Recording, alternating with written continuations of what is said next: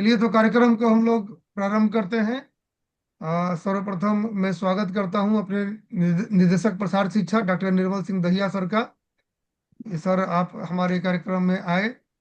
और हम अपने विशेषज्ञों का भी स्वागत करते हैं, विशेषकर आज के जो विशेषज्ञ हैं डॉक्टर धर्मेंद्र कुमार, जो कि एसोसिएट प्रोफेसर हैं एनिमल न्यूट्रिशन डिपार्टमेंट में। और आज का टॉपिक भी एनिमल न्यूट्रिशन पर रखा गया है, बैलेंस राशन कैसे खिलाएंगे दुधारू पशुओं को।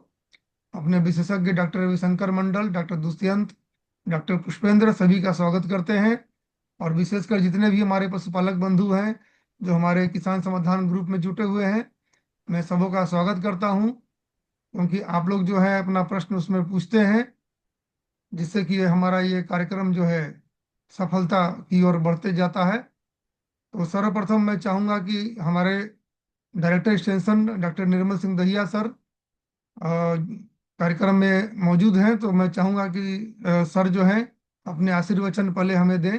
इसके बाद हम लोग कार्यक्रम का विधिवत जो है हमने पूछे गए प्रश्नों पे हम लोग जाएंगे। Sir. Thank you doctor Saroj. सभी को मेरा नमस्कार। विशेष तौर से आज के जो मुख्य वक्ता हैं हमारे डॉक्टर धर्मेंद्र कुमार जी, जो कि एसोसिएट प्रोफेसर हैं पशु पोषण विभाग में। उनका मुख्य डेयरी पशुओं के विभिन्न अवस्था के लिए संतुलित आहार जो आपने टॉपिक चुना है डॉक्टर सरोज, ये बहुत ही तर्कसंगत है। और मैं देख रहा था कि काफी समय से पशुपालक भाइयों की ये डिमांड भी थी। तो सबसे पहले तो मैं आयोजक जो हमारे हैं डॉक्टर सरोज कुमार रजक, इनको भी धन्यवाद ज्ञापित करना चाहूंगा कि आप जो है हमारे पशुपालक भाइयों की जो भी उनकी मांग आती है कि किस विषय पे हमें जानकारी उपलब्ध कराई जाए, उस पे आपने इस टॉपिक को रखा है। तो सभी जो हमारे विशेषज्ञ हैं उन सभी को भी मैं जो है आज वेलकम करता हूं। और उससे भी ज्यादा हमारे जो पशुपालक भाई हैं, जो भी फार्मर्स इस ग्रुप में जुड़े हुए हैं, ई समाधान, ई किसान समाधान में, उन सभी का भी मैं हार्दिक स्वागत और अभिनंदन करता हूं। देखिए, बिहार पशु विज्ञान विश्वविद्यालय पटना और इसके अंतर्गत जो प्रसार शिक्षा निदेशालय है, उसके अंतर्गत ये प्रोग्राम किया जाता है। और ये जैसे किसान भाइयों को पता है कि महीने में 2 बार हम आयोजित करते हैं और विभिन्न विषयों पर किया जाता है। दूसरा ये है कि ये इस तरह का प्रोग्राम है कि जब हम मेडिकल डॉक्टर से मिलने जाते हैं तो मेरे ख्याल से डॉक्टर सरोज वो कोई प्रिस्क्रिप्शन का कुछ फीस भी लेते हैं। जी जी जी। तो ये किसान भाइयों के लिए विश्वविद्यालय की तरफ से एक फ्री सेवा है, जो हमारे प्रेरणा स्रोत, हमारे जो संरक्षक हैं, हमारे ऑनरेबल वाइस चांसलर कुलपति महोदय कुलगुरु डॉक्टर इंद्रजीत सिंह जी की प्रेरणा से ये सब प्रोग्राम हम आयोजित कर रहे हैं। और उनका हमेशा किसान भाइयों के लिए, पशुपालकों के लिए इस तरह का सोच रहती है कि वो ज्यादा से ज्यादा जो हमारा बिहार पशु विज्ञान विश्वविद्यालय है उसका किसान भाई ज्यादा से ज्यादा लाभ ले सकें और घर बैठे ही उनको आधुनिक वैज्ञानिक जानकारी मिल सके। तो इस कड़ी में आज जो आपने डेयरी पशुओं के विभिन्न अवस्था के लिए संतुलित आहार जो विषय रखा है, ये बहुत ही तर्कसंगत है। और इस विषय पर आज अच्छे से किसान भाइयों को आपको संतुष्ट करना होगा, क्योंकि मैं समझता हूं कि पशुपालन में सबसे ज्यादा जो है पशु आहार पे ही खर्चा होता है। लगभग 70% से ज्यादा जो है कुल खर्चे का उनके पशु के आहार पर ही खर्च होता है। और पशुओं की विभिन्न अवस्थाएं होती हैं।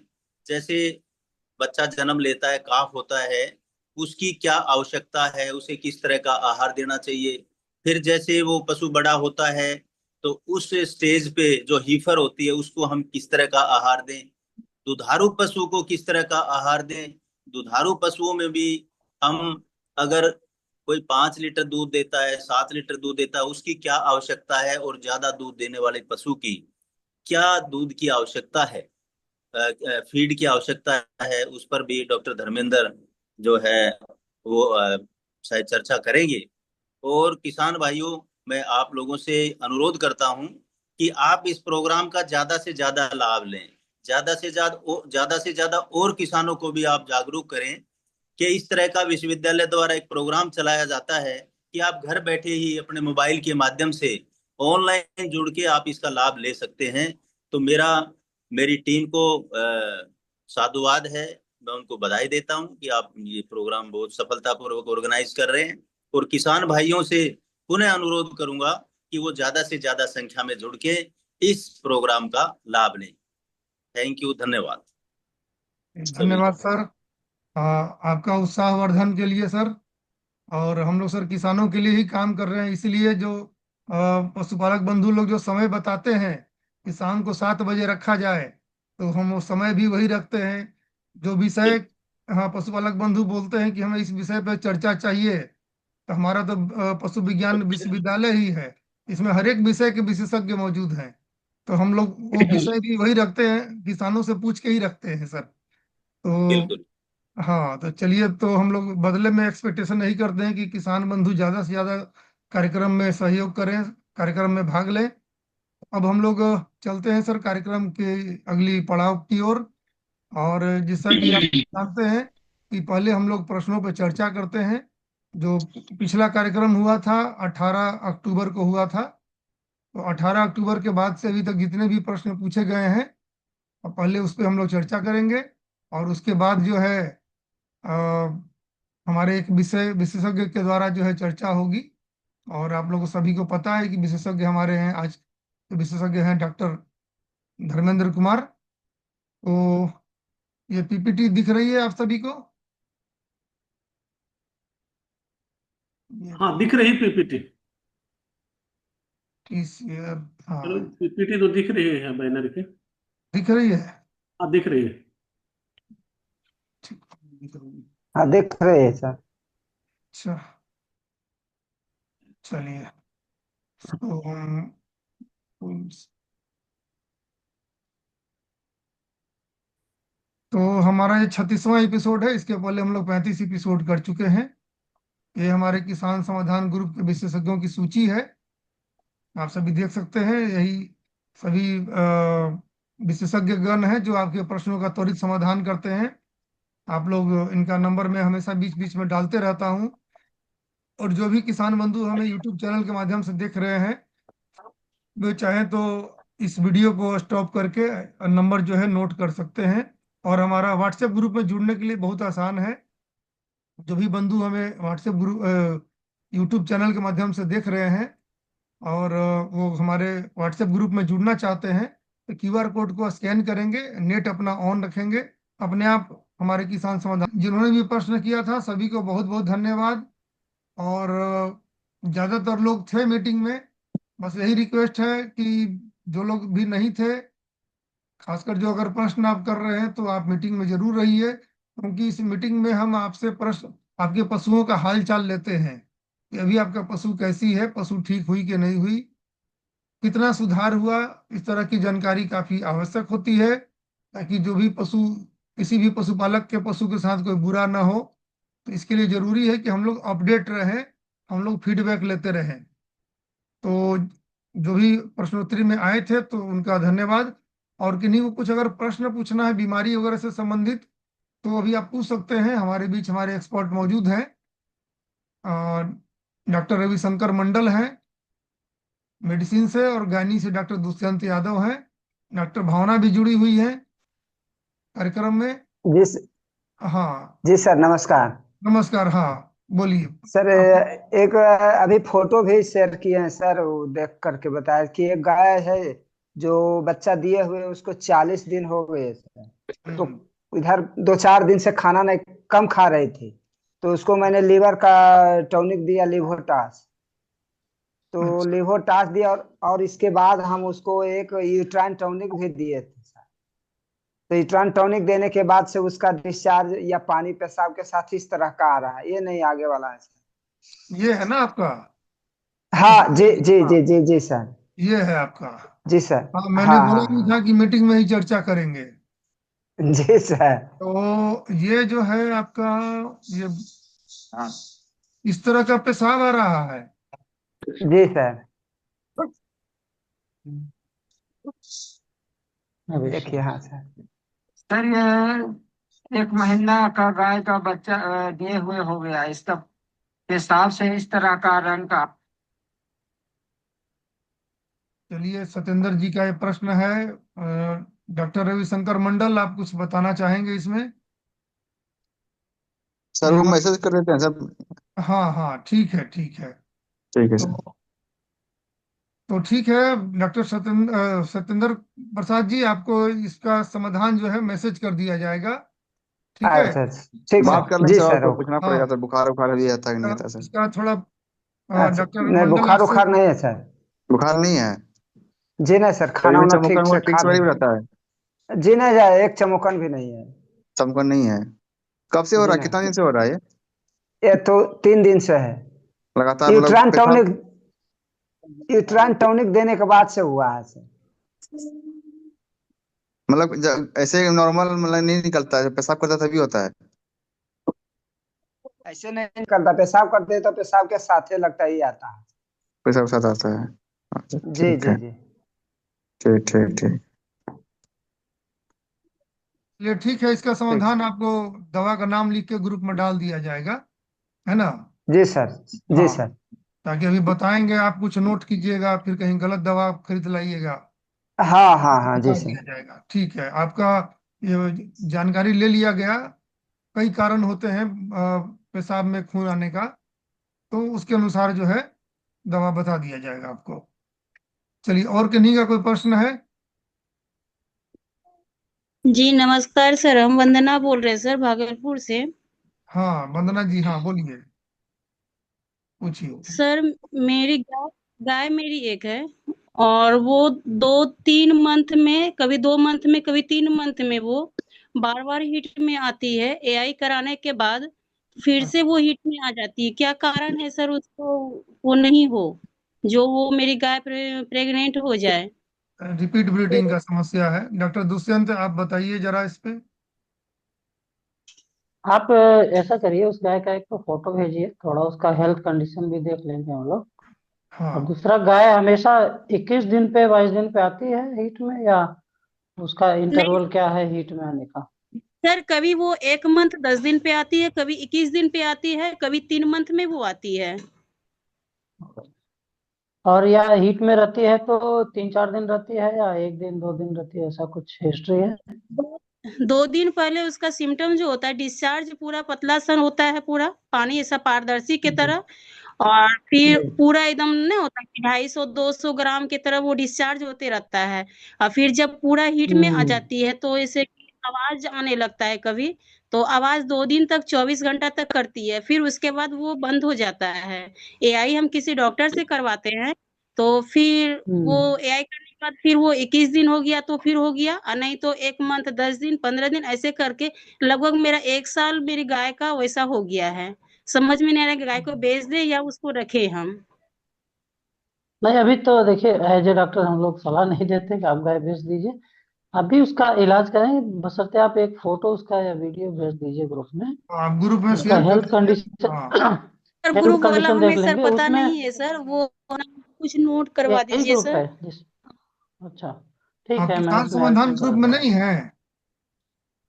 नहीं सर, वो हाँ हम जी। फर्स्ट बार आज देखें तो हम इसमें ज्वाइन हुए हैं सर। अच्छा अच्छा, आप ग्रुप में जुड़ जाइए ना। इतना अच्छा व्हाट्सएप ग्रुप है। आपको जब कभी प्रश्न, कोई दूसरा ना आप समस्या हो आपके को, आप उसमें डाल दीजिए, लिख के, वीडियो बना के या सिर्फ फोटो खींच के, सर समस्या लिख के। सर मेरा नंबर ऐड कर लीजिएगा सर, हम नंबर उस पे अपना डाल देते हैं सर ग्रुप में। अच्छा, वही ग्रुप है मैडम, जिस ग्रुप की आप बात यही कर है। रहे हैं उसी ग्रुप में। किसान जो ग्रुप समाधान में के आप, नाम जहाँ से से ग्रुप है। आपको मिला है वही ग्रुप है, जहाँ से आपको लिंक अच्छा मिला होगा उसी ग्रुप में, वही ग्रुप है। और आपकी अच्छा, गाय ठीक है को मोस्ट प्रॉब्ली जो सिस्टिक कंडीशन है, मीन्स उसके ओवरी में जो है ना वो गांठ बन गई है, रसौली जिसको बोलते हैं। उसका जी जी। ट्रीटमेंट मैं बता दूंगा, करिए थोड़ा 1-2 महीना और इसका इंतजार करिए करके। और मुझे फिर इसको रिपोर्ट भी करिएगा, जैसे हम बताएंगे उसी तरह से दवाई करिएगा, और उसी अनुसार ठीक आप है सर। रिपोर्ट करिए। इसमें टाइम लगेगा 1-2 मंथ कम से कम। ठीक है सर, वो हम बता देंगे सर आपको, और हम दवाई गाय का बहुत फोटो महंगी हम नहीं डाल है, देंगे लेकिन ग्रुप में। दवाई दवाई करना पड़ेगा। महंगी बहुत ज्यादा नहीं है, लेकिन इंतजार ज्यादा करना होगा आपको 2-3 महीना। Thank you sir. चलिए, और जी किसी सर। को? हाँ जी सर। हाँ मैं कुशेश्वर प्रसाद वर्मा, समस्तीपुर से। हाँ, कुशेश्वर जी, हाँ बोलिए। जी।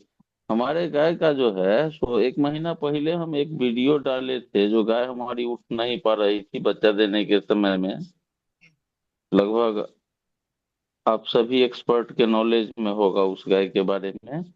अब बिल्कुल नॉर्मल है, लेकिन एक प्रॉब्लम क्या आ गया है 2 दिनों से, कि पेशाब करने में थोड़ा उसको तकलीफ जैसे हो।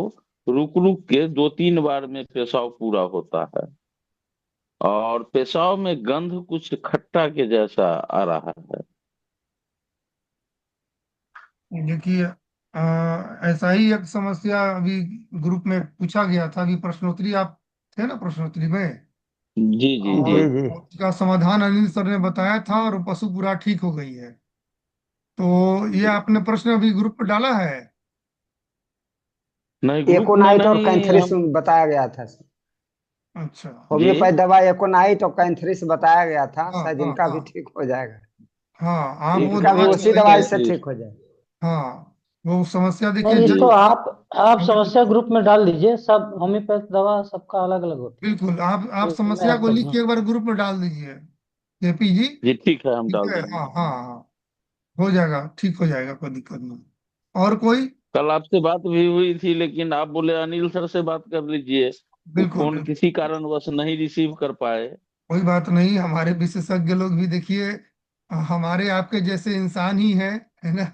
जी जी। इस और बात को हम समझ रहे हैं। हाँ हाँ, उनकी व्यस्तता रही और होगी। हम तो अपने विशेषज्ञ लोग को धन्यवाद देना चाहेंगे कि जब छठ का पर्व था, दिवाली का त्योहार था, उस समय भी जी, लोगों ने उसमें भी सभी लोग एक्टिव समस्याओं का, रहे हैं। बिल्कुल बिल्कुल, उस समय भी लोग जवाब दिए। हमें उम्मीद नहीं थी जी कि जी। उस समय कोई जवाब भी देंगे लोग। तो सोचिए कि नहीं नहीं, सो कितना हम देख रहे हैं सर। हमारे विशेषज्ञ लोग कितना आप लोग के समस्या के प्रति चिंतित रहते हैं, जी कि छुट्टी के दिन भी अपना व्यस्ततम समय के समय भी समय निकाल के आपके लिए जो है वो लोग जी। आपका समाधान बताते हैं। तो चलिए, अब हम लोग अपने एक्सपर्ट्स के ओर बढ़ते हैं। जो अगला कार्यक्रम जी का अगला जी। पड़ाव है, इसमें हम लोग एक विषय पर चर्चा करते हैं, है ना? सर एक मेरा सवाल है। हाँ, क्योंकि अब और साथी जो भी हमारे विशेषज्ञ लोग हैं, जो मेडिसिन चिकित्सा से संबंधित विशेषज्ञ हैं, डॉक्टर दुष्यंत हैं, डॉक्टर रविशंकर मंडल हैं, डॉक्टर भावना हैं। तो अब अगर वो चाहें तो जा सकते हैं, क्योंकि अब बीमारी से संबंधित प्रश्नोत्तरी खत्म हो गई है। तो अगर वो जाना चाहें तो जा सकते हैं। ठीक है, ठीक थैंक यू है, thank so you much sir. Sir. हाँ, ठीक है। आप लोग को बहुत बहुत धन्यवाद। Thank you sir. आप लोग के कारण से ये ग्रुप जो है थैंक यू काफी सर। सक्सेस कर रहा है। किसानों को इतना अच्छा फीडबैक मिल रही है हमें, तो आप लोगों का बहुत बहुत धन्यवाद। और अब हम लोग कार्यक्रम के अगले पड़ाव की ओर चलते हैं, और डॉक्टर धर्मेंद्र से रिक्वेस्ट करेंगे कि डॉक्टर साहब आप अपना पीपीटी को शेयर कीजिए। सरोज सर एक मेरा सवाल है। हाँ सर सवाल ये है कि अभी हम लोग जैसे गाय रखते हैं, हाँ, तो गाय बार बार रिपीट ब्रीडिंग पे आती है, इसका पहले चर्चा हो चुका है, लेकिन फिर भी सर उसका प्रॉपर सॉल्यूशन नहीं मिल रहा है। तो उसका दवा चली है रिपीट ब्रीडिंग का? जी हाँ सर। उसका धुलाई वगैरह हुआ है बच्चेदानी का? और सर अभी तो धुलाई नहीं हुआ है। हाँ, रिपीट ब्रीडिंग का मेजोरिटी ऑफ द रीजन जो होता है ना, एक होता है कि बच्चेदानी में संक्रमण का होता है। एक बार बच्चेदानी का सफाई कराना पड़ेगा, फिर एंटीबायोटिक का कोर्स चलता है। आप जी ऐसा कीजिए, आप ग्रुप में लिख के डाल दीजिए, ठीक है? का पूरा ठीक दवा है। जो है आपको बता दिया जाएगा, लाइन ऑफ ट्रीटमेंट बता दिया जाएगा कैसे ठीक होगा सब। ठीक है, मैं ठीक है सर। स्वागत करता हूँ डॉक्टर धर्मेंद्र कुमार का, जो एसोसिएट प्रोफेसर हैं डिपार्टमेंट ऑफ एनिमल न्यूट्रिशन विभाग में, बिहार पशु चिकित्सा महाविद्यालय पटना में। और डॉक्टर साहब हमारे ग्रुप के जो है परमानेंट सदस्य भी हैं, विशेषज्ञ भी हैं। तो सर का बहुत बहुत स्वागत। और डॉक्टर साहब आप अपना स्टार्ट कीजिए। Thank you sir. फार्मर लोगों का स्वागत है। हमारे किसान जो जुड़े हैं, पशुपालक जो जुड़े हुए हैं, उनके सहयोग से प्रोग्राम बहुत अच्छी चल रही है। लगता है कि हमारे विश्वविद्यालय के लिए एक अलग ही अचीवमेंट इससे मिल रही है हम लोग की, है ना। तो आज का टॉपिक न्यूट्रिशन से रिलेटेड है। जनरली जो पशु पोषण से संबंधित जो प्रश्न होते हैं बहुत कम पूछे जाते हैं, ज्यादातर बीमारी से ही रिलेटेड रहते हैं। लेकिन मेरे निदेशक महोदय जैसा बता रहे थे कि पशुपालन में 70% खर्च इसी पे होती है। तो हमको थोड़ा सा, बीमारी तो ठीक है, उसको भी सोल्यूशन करना जरूरी है, लेकिन उसके आहार पे भी ध्यान देने की बहुत ही आवश्यकता है, ताकि तब जाके इसको, मतलब इससे फायदा हम लोग ले सकते हैं, है ना। तो इस पर भी थोड़ा सा ध्यान दें। उसी पर संक्षिप्त में कुछ चर्चा हम लोग करेंगे, जो जनरली समस्या रहती है। एक राजस्थान से भी पशुपालक है जो हमेशा मेरे पास व्हाट्सएप भी करते हैं कि सर राशन बनाने के लिए, दाना बनाने के लिए कुछ तरीके बताए जाएं, है ना। तो आज थोड़ा सा चर्चा हम लोग अलग हटके करें। स्लाइड तो मेरी दिख रही है ना? जी स्लाइड चेंज होती है, दिख रही है? दिख रही है, बिल्कुल बिल्कुल। हाँ। जी दिख रही है। हाँ, तो हम लोग ये चर्चा करेंगे कि जो संतुलित आहार की बात करते हैं, तो संतुलित आहार का मतलब मुख्य रूप से ही होता है कि जो भी न्यूट्रिएंट हम लोग देना चाहते हैं, पशु से जो भी पौष्टिक तत्व दूध के द्वारा, उसके पैखाना के द्वारा, पेशाब के द्वारा, गोबर और पेशाब के द्वारा जो न्यूट्रिएंट निकलते हैं, उसको हम लोग पशु को उतनी मात्रा में ही उपलब्ध करा, इसी को संतुलित आहार कहते हैं। मतलब ऐसा नहीं कि जितना एनर्जी उतना ही प्रोटीन चाहिए, जिस रेशियो में निकल रही उस रेशियो में हमको उपलब्ध करानी पड़ेगी। इसमें मुख्य रूप से होता है क्या क्या जरूरत पड़ती है? पानी की, ऊर्जा, प्रोटीन और मिनरल। मिनरल में मुख्य रूप से कैल्शियम, फास्फोरस और बहुत सारे जिंक, कॉपर, मतलब ट्रेस मिनरल्स होते हैं, लेकिन मुख्य रूप से हम लोग जो ध्यान देते हैं कैल्शियम, फास्फोरस पे। तो एक एक करके चर्चा करेंगे कहाँ कहाँ हम लोग गलतियां कर रहे हैं।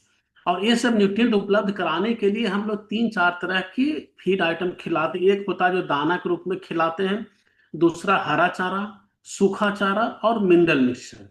ये 4 तरह के खाना आहार हम लोग देते हैं, जिसको मिलाकर ही राशन बोलते हैं, संतुलित आहार बोली जाती है। तो हम लोग सबसे पहली गलती कहाँ पे करते हैं कि जब न्यूट्रिएंट की बात आती है, संतुलित आहार की बात आती है, तो हम लोग दाना, ये सब सभी की बात करते हैं, लेकिन कोई भी पशुपालक जो है वो पानी की बात नहीं करते हैं, जिसकी आवश्यकता सबसे अधिक होती है। तो संतुलित आहार के रूप में पानी को भी जोड़ा जाना बहुत ही जरूरी है। इसमें होता क्या है कि गोबर आ रही है, उसमें भी पानी की सबसे अधिक मात्रा होती है।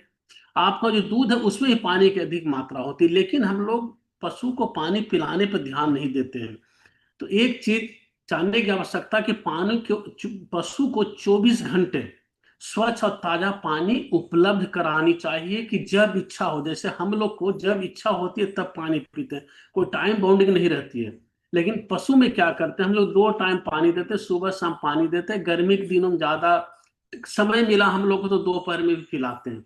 इसके कारण भी उत्पादन में भी कमी आती है, और इसके साथ साथ पशु को बीमार होने की संभावना भी अधिक बनती है। जैसे कि हम लोग कम पानी पीते हैं, खास गर्मी के दिनों में, तब बीमार होने की संभावना बन जाती है। ऐसा रिसर्च में देखा गया है कि एक पशु को 24 घंटे यदि उपलब्ध किया जाए पानी, मतलब फ्री, कि जब इच्छा हो तब पिए, तो लगभग 14 बार पानी पीने की कोशिश करता है। अब यही आप समझ सकते हैं कि हम लोग जो 2 टाइम के लिए उसको बाउंड कर देते हैं कि 2 टाइम ही उसको पानी अवेलेबल कराएंगे, तो अपनी जरूरत के इतना पानी नहीं पी पाती है, जिसके कारण आपकी उत्पादन की कमी से लेके और बीमारियां भी होती है। इसलिए पहला तो ये हम लोग को निश्चित करना पड़ेगा कि पशु अपने इच्छा के अनुसार पानी पिए, हम लोग की इच्छा के अनुसार नहीं कि जब हम चाहे तब पिए। वो उसकी जब इच्छा हो तब पानी मिले। इसके लिए क्या करना पड़ता है, बहुत सारे देसी तकनीक है कि 2 नाद के बीच में 1 नाद पानी की व्यवस्था कर दे। यहाँ खाना खा रहा, बगल में जब इच्छा हो पानी पी लिया। नहीं तो पशुपालन की जो भी व्यवस्था है कि ज्यादा घूमने के स्पेस रखना चाहिए, बांधने की जगह कम रहनी चाहिए। मतलब कह सकते हैं कि ज्यादा समय घूमते रहे।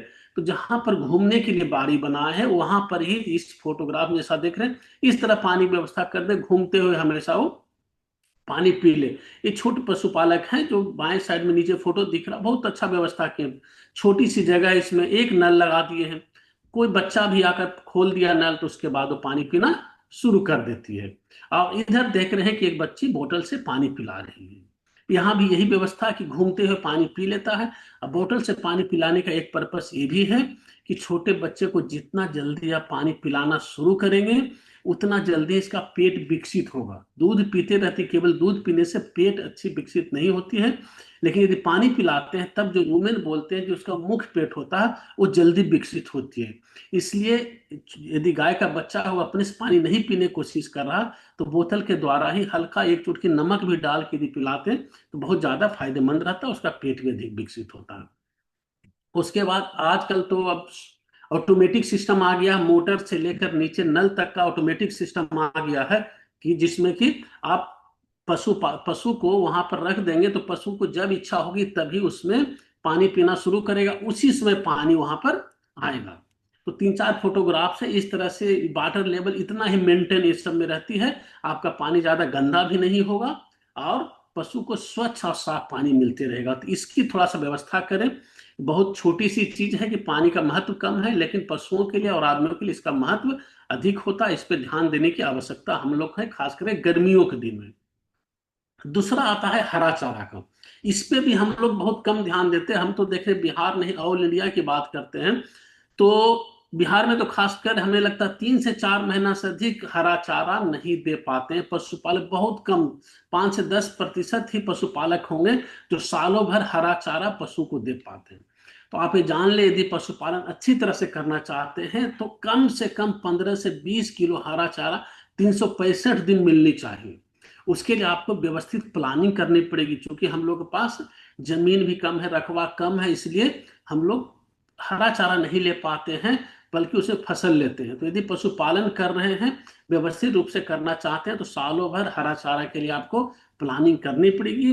जैसे अभी का सीजन, अभी परफेक्ट समय है आपको बरसिम लगाने की और जय, ये दोनों लगा दीजिए। बरसिम लगा देंगे तो लगभग आपको मार्च अप्रैल तक कटेगी। जय है जिसकी केंट वेराइटी लगाते हैं तो 2 बार कटेगी और फिर से फरवरी तक में लगा सकते हैं। तो इस तरह से सालों भर प्लानिंग करके इस विशेष के लिए यदि जानकारी लेना हो तो बाद में भी कांटेक्ट हम लोग से कर सकते हैं।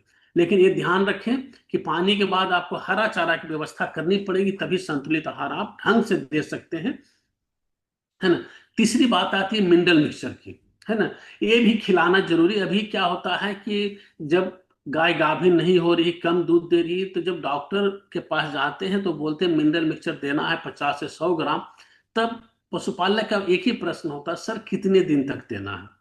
ये कितने दिन की बात नहीं है, 365 दिन आपको देना है मिनरल मिक्सचर, तभी जाकर बांझपन और रिपीट ब्रीडिंग की शिकायत आती है ना, वो थोड़ी कम होगी। पूरी तरह सोल्यूशन नहीं निकलेगा लेकिन थोड़ी कम होगी। ये भी बहुत बड़ा रोल है मिनरल मिक्सचर की कमी। तो आपको ये बताना चाहें, ये देना इसलिए जरूरी कि सिंपल सा चीज देख लीजिए कि 1 लीटर दूध यदि गाय दे रही है तो 1 लीटर में लगभग 1.1 ग्राम कैल्शियम निकलता है और 1 ग्राम फास्फोरस निकलती है पर डे। अब ये पशु को मिलेगा कहाँ से, जब तक मिनरल मिक्सचर नहीं खिलाएंगे आप तब तक नहीं मिलेगी। अब मिनरल मिक्सचर यदि देते हैं आप सालों भर तो एकाएक आपको आधा 1 लीटर दूध तो नहीं बढ़ाएगी, लेकिन इतना जरूर है कि लंबी अवधि तक, मतलब कि दूध देने की जो ये होती है कि बच्चा दिया उसके बाद धीरे धीरे दूध बढ़ती है, 1.5 से 2 महीने तक में पीक पे पहुंच जाती है और उसके बाद कम होती है। यदि मिनरल मिक्सचर खिलाते हैं तो धीरे धीरे गिरेगी दूध की क्षमता, लेकिन यदि मिनरल मिक्सचर नहीं खिलाते हैं तब एकाएक दूध डाउन हो जाती है ना। एक बात ये होती है। दूसरी बात होती है कि पशु देर से गर्मी में आएगी, जिससे कारण 2 ब्यात के बीच में भी अधिक समय लगेगा और बाछी जो होती है वो भी लेट से गाभिन होगी, मतलब बाछी तैयार होने में, गाय बनने में काफी समय लग जाएगा। इसलिए एक चीज मान लीजिए कि 365 यदि मतलब बाछी है तब भी 20 से 25 ग्राम प्रत्येक दिन दें उसको, और 6 महीने से अधिक उम्र हो गया है तब 50 ग्राम के लगभग मान ले प्रत्येक दिन उसको देना। 30 से 50 ग्राम यानी 30 ग्राम के लगभग एक छोटी वाली माचिस जो होती है ना, उसका ढक्कन जो होता है उसमें यदि पैक कर देते हैं तो 30 ग्राम के लगभग मिनरल मिक्सचर आपको उसमें आ जाती है। उस माप से भी दे सकते हैं। लेकिन जो गाय दूध दे रही है उसको यदि आप कैल्शियम, फास्फोरस और अदर मिनरल पूरा करना चाहते हैं तो 100 से 200 ग्राम तक भी खिलाना पड़ सकता है उसकी उत्पादन क्षमता के अनुसार। ये मान लीजिए कि लगभग 10 ग्राम प्रति लीटर दूध के हिसाब से देना पड़ेगा, तब जाके मिनरल की रिक्वायरमेंट पूरी होती है, नॉर्मल मिनरल मिक्सचर जो है उसके लिए। अब हाई लीटर रहेंगे जो 30-40 लीटर दे रही है, उसके लिए मिनरल मिक्सचर भी अलग से बनते हैं जिसमें कि कम मात्रा में काम चले। तो ये 3 चीज बहुत ज्यादा इंपॉर्टेंट है, जो गलतियां आजकल हम लोग कर रहे हैं संतुलित आहार खिलाने में। हम लोग को यही लगता है दाना एक बन जाए, मक्का खल्ली कुछ मिला ले, हो गया। उससे नहीं होगा। जब तक ग्रीन पाउडर नहीं देंगे, हरा चारा नहीं देंगे, आपको संतुलित आहार कभी नहीं मिल सकता। इसके लिए हमारे विश्वविद्यालय के द्वारा बासुमिन मिनरल मिक्सचर अवेलेबल है। इस हफ्ते से लार्ज स्केल पे जितना आपकी रिक्वायरमेंट होगी, हमको लगता है ट्यूसडे वेडनेसडे से लगभग आपके लिए अवेलेबल हो जाएगी। 110 रुपये प्रति किलो कीमत पे आपको एक्चुअल जो मिनरल मिक्सचर है वो मिलेगी, है ना। तो यहाँ से भी लेकर आप अपने पशु को खिला सकते हैं, जो मार्केट से बहुत सस्ती रेट पे है। मार्केट में कोई मिनरल मिक्सचर ढूंढेंगे तो आपको 150 से 200 रुपये से कम नहीं मिलती। हम लोग का 110 रुपये रेट है। तो इस यहाँ से आप परचेज कर सकते हैं, खरीद कर अपने पशु को खिला सकते हैं। इसका छोटा सा टेक्नोलॉजी बताना चाहें, जैसे कैल्शियम की बात करते हैं, तो आप छोटे किसान जो है 4, 5, 10 लीटर दूध दे रही है, वो चूना पानी का उपयोग जरूर करें। मतलब इसे 1 लीटर चूना ले लिए, 1 किलो चूना ले लिए, उसमें लगभग 10 लीटर पानी डाल दिए। उसके बाद क्या करना, घोल दिए 4-5 घंटे डंडे जिसे घोल दिए, उसको 4-5 घंटे में देखें कि चूना का जो सिट्ठी है, हार्ड पार्ट है, वो नीचे बैठ जाएगा, साफ पानी ऊपर रहेगा। इस पानी को 500 ml भी यदि प्रत्येक दिन पशु को देते हैं, एक पशु को, तो 10 से 15 ग्राम कैल्शियम मिल जाएगा। हमको लगता है 3 से 4 लीटर यदि दूध दे रही है, तो इनके लिए कैल्शियम बाहर से देने की आवश्यकता आपको नहीं पड़ेगी। ये बहुत अच्छी चीज है, सस्ता में, मतलब कि आप अपने पशु को कैल्शियम दे सकते हैं। नाद है तो उसकी सफाई चूना से करें, तो जिसके कारण उस चूना पानी, मतलब उसका पानी जब पिएगा पशु, तो उससे उसको कैल्शियम स्वतः मिल जाएगी। उसके बाद सेंधा नमक का भी उपयोग जरूर करें। जैसे फोटो में दिख रहा, बकरियों के लिए बीच में लटका के रखें, उसी प्रकार आप अपने पशु के लिए, जो भी गाय है, उसके नाद के बगल में आप सेंधा नमक रख सकते हैं। इससे जो बीमारी होती है ना, चाटने वाली, मिट्टी खाने वाली, जानवर पेशाब पी रही है, ये सब बीमारियां जो होती है, तो उसमें कृमि की दवा दे दीजिए। ट्रीटमेंट के लिए तो फास्फोरस देना पड़ता है, लेकिन यदि सेंधा नमक उसके बगल में रखते हैं तो आपको इस समस्या नहीं आने देगी, क्योंकि ये पहाड़ से निकलती है, इससे फास्फोरस की मात्रा होती है, और इससे बहुत अच्छा समाधान आपको मिलेगा। और इसमें देखिएगा कि कभी जब उसको फास्फोरस ज्यादा कमी रहेगी, तो जानवर एक दिन में 200 ग्राम तक भी चाट जाती है, और नहीं तो 2, 3, 4, 5 दिन तक छुएगी भी नहीं, मतलब अपनी इच्छा जरूरत के अनुसार लेती है। ये बहुत बड़ी खूबी है। तो सेंधा नमक का उपयोग जरूर कीजिए। जो ढेला वाली नमक मिलती है, 2 किलो 3 किलो का परचेज कीजिए, क्योंकि नॉर्मल दुकान में तो पुड़िया में पाउडर में आने लगी, उसका उपयोग नहीं करना, बल्कि ढेला वाला करना। इस तरह से करके मिनरल का आप सस्ता में उपयोग कर सकते हैं। अब आती है कितना क्या खिलाना चाहिए, कौन सी दाना होनी चाहिए। इसके लिए भी हम लोग विश्वविद्यालय के द्वारा, बिहार एनिमल साइंस यूनिवर्सिटी के द्वारा एक ऐप भी बनाया गया है। इसको भी आप लोग डाउनलोड कर सकते हैं, जिसमें बहुत सारी जानकारियां, टीकाकरण से लेके क्या फीडिंग करना है, उसकी जानकारी सभी स्टेज के पशु के लिए है। इसको आप लोग डाउनलोड करके प्ले स्टोर में जाइएगा, वासु फीड जो दिख रहा है, इसको डाउनलोड करके इससे भी जानकारी आप लोग ले सकते हैं। उसमें सभी तरह के मिलेंगे कि 10 लीटर दूध दे रही है तो उसको क्या क्या दाना औसतन देनी चाहिए, और यदि कोई गाय गाभिन है उसके लिए क्या देनी चाहिए, कोई बाछा बाछी है तो उसके लिए क्या करनी, सभी तरह के ऑप्शन इसमें मिलेंगे आपको। इसको आप लोग से रिक्वेस्ट है कि जरूर डाउनलोड कर लेंगे, है ना। अब हम लोग आते हैं एक्चुअल की दाना बनाने के, जिस पर प्रश्न उठता है, हमेशा पूछते हैं कि दाना बनाने के लिए, देखिए एवरेज आप ये मान लीजिए कि कोई भी किसी प्रकार के दाना बनाना चाह रहे हैं तो 20% प्रोटीन वाली आपको बनानी पड़ेगी। अब इसमें मुख्य समस्या आती है कि बहुत सारे पशुपालक हमसे बात करते हैं, सर दाना बनाने के तरीके बताइए। अब अपने तरीके से हम इंग्रेडिएंट जब भेजते हैं तो उनके पास उपलब्ध नहीं रहती है, तो बोलते सर 4 आइटम में 2 ही आइटम मिल रही है, उसके कारण उनके दाना कभी बन नहीं पाती है। तो आप लोग से रिक्वेस्ट है, यदि किन्हीं को इंटरेस्ट हो कि सर हमको दाना बनानी है, तो आपको ग्रुप पे भेजना पड़ेगा, मेरे पास मेरे क्षेत्र में सर ये इंग्रेडिएंट अवेलेबल रहती है, इस रेट में अवेलेबल है सर, तब हम लोग सस्ता और बेहतरीन दाना बनाकर उनको हम लोग दे सकते हैं। तो इसके लिए कुछ हम ट्रिक है जो भी बताना चाह रहे हैं, कि नॉर्मली जैसे पटना के क्षेत्र में जो इंग्रेडिएंट दिया हुआ है ये सब उपलब्ध हो सकते हैं। जैसे कि मक्का है, मक्का तो सभी जगह उपलब्ध होती है, तो मक्का मिला सकते हैं। उसके बाद राइस पॉलिश आती है, ये राइस पॉलिश खिलाना इसलिए जरूरी है, जनरली लोग खिलाते नहीं हैं। ये उपलब्ध कहाँ पर होगी, तो राइस मिल, जहां पर भी राइस मिल है वहां पर आपको राइस पॉलिश उपलब्ध हो पाएगी। और इसमें क्या खूबी है, यही एक इंग्रेडिएंट है जिसमें कि तेल की मात्रा लगभग 10 से 12% होती है। जो हम लोग बोलते हैं कि फैट की कमी हो रही है, फैट कम आ रही है दूध में, तो ये मान लीजिए कि जो फैट दूध में बनती है वो दो तरीके से बनती है। एक बनती है जितना फैट यानी तेल की मात्रा खिलाएंगे पशु को उससे आधा फैट बनेगा दूध का, और दूसरा दूसरे इंग्रेडिएंट से बनती है जो पशु खुद बनाती है ना। तो यानी 50% भागीदारी उसका है जो फैट हम लोग खिला रहे हैं।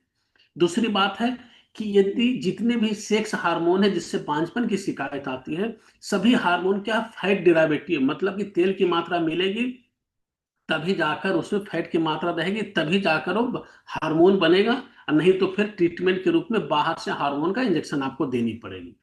तो इसलिए हम राइस पॉलिश को ज्यादा प्रमोट करते हैं ताकि इससे स्वतः फैट उसको मिलते रहे। 10 से 12% फैट इसमें होती है, तो कम से कम 10% तो जरूर उस अपने राशन में राइस पॉलिश को ऐड करें। और सस्ती भी पड़ेगी, आज के डेट में 20 रुपए तक ही अवेलेबल हो जाती है। इसमें प्रोटीन भी अच्छी रहती है और फैट की मात्रा भी होती है। तीसरा इंग्रेडिएंट जो है खासकर बिहार के लिए, हम लोग जब प्रोटीन की बात करते हैं तो हम लोग के पास एक ही ऑप्शन होती है, सरसों की खल्ली, जिसको मस्टर्ड केक बोलते हैं। तो सरसों की खल्ली की दिक्कत क्या है कि यदि 15% से ऊपर यदि हम मिला देते हैं तो क्या होता है कि वो फिर जानवर, कुछ बहुत सारे जानवर जो खाना नहीं चाहती है, मतलब कि दूसरे तरह की स्मेल उसमें आती है। इसके कारण क्या है, इसको ज्यादा मिला भी नहीं सकते हैं, और यदि दाना बनाना है तो 30% तक कम से कम प्रोटीन वाला सोर्स मिलाना पड़ेगा आपको। तो करें क्या, प्रोटीन पूरा कहां से होगी। अभी के लिए बेस्ट ऑप्शन एक आया है डीडीजी के नाम से, मतलब कि बिहार में खासकर अभी भी 12 जो नया इथेनॉल फैक्ट्री, ये प्रोडक्ट क्या है, इथेनॉल फैक्ट्री की प्रोडक्ट है, जहां पहले शराब बनती थी। तो नया हम लोग ऐसे सौभाग्यशाली हैं कि भारत सरकार के द्वारा पूरे ऑल इंडिया में काफी इथेनॉल फैक्ट्री दी गई है, जिसमें सबसे ज्यादा साझेदारी बिहार की है। 12 इथेनॉल फैक्ट्री बिहार को केवल मिली है, यानी कि फ्यूचर के लिए डीडीजीएस बिहार के लिए बहुत अच्छी प्रोटीन का सोर्स होगा पशुपालक के लिए। तो इसका उपयोग हम लोग करेंगे। तो इसका 10% भी यदि मिलाते, इससे प्रोटीन बहुत अच्छी होती है। दो तरह के डीडीजीएस होते हैं, मेज और मक्का और चावल के होते हैं। चावल के डीडीजीएस में तो 40% तक मतलब प्रोटीन पाए जाते हैं, और यदि मक्का का डीडीजीएस है तो 30% तक उसमें भी प्रोटीन मिलती है। ये बहुत अच्छा प्लेटेबल भी होता है, बहुत ही बेनिफिशियल है। तो इसको दूसरा ऑप्शन के रूप में रखें। लगभग जिले में मिलती है, जैसे मान लीजिए भागलपुर जाते हैं, जगदीशपुर में आपका इथेनॉल फैक्ट्री है। आप बांका जिले के हैं तो अमरपुर में भी इथेनॉल फैक्ट्री है। नालंदा जिले में, लगभग जिले उधर गोपालगंज साइड भी है। तो सभी जगह कवर किया हुआ। तो आपको अपने क्षेत्र में सर्च करना है कि मेरे यहाँ क्या इजीली अवेलेबल हो जाएगा। चूंकि हम लोग छोटे फार्मर हैं, बिजनेसमैन रहते तो जो भी बोलते कहीं से एमपी महाराष्ट्र कहीं से मंगवा लेते। लेकिन यदि छोटे किसान हैं तो उनको लोकल एरिया में ही सर्च करनी पड़ेगी। यदि बड़े किसान हैं, या ऐसा कर सकते ग्रुप बनाकर इसको भी हम लोग कर सकते हैं। ग्रुप बना लीजिए कि हम लोग 50 किसान मिलकर सर सभी इंग्रेडिएंट मंगाएंगे और एक जगह हम लोग दाना बनाएंगे, आपके द्वारा फॉर्मुलेशन दिया है, तो उसमें हम लोग काफी अच्छी तरह से हेल्प कर पाएंगे। क्योंकि हम लोग के पास फ्रीडम रहेगा कि बहुत सारे इंग्रेडिएंट रहेंगे, है ना। उसके बाद सरसों की खल्ली अपने पास उपलब्ध है। सोया डीओसी यदि मिल जाती है तो बहुत अच्छा रहता है, खासकर हाई ईल्डर के लिए, जिनकी गायें 15 से 20 लीटर से ऊपर दूध दे रही है, उनको सोया डीओसी मिलाना भी जरूरी रहती है। कॉटन सीड केक, यदि कॉटन सीड केक यानी कपास की खल्ली, जो गुजरात राजस्थान साइड ज्यादा मिलता है, महाराष्ट्र में बहुत ज्यादा पॉपुलर है, इधर भी कुछ जो सप्लायर होते हैं वो लाते हैं, तो ये मिल जाती है तो बहुत अच्छी बात है। दूसरा पांचवा जो है व्हीट ब्राम, चोकर जिसको बोलते हैं, चोकर तो बहुत ज्यादा हम लोग खिलाते हैं।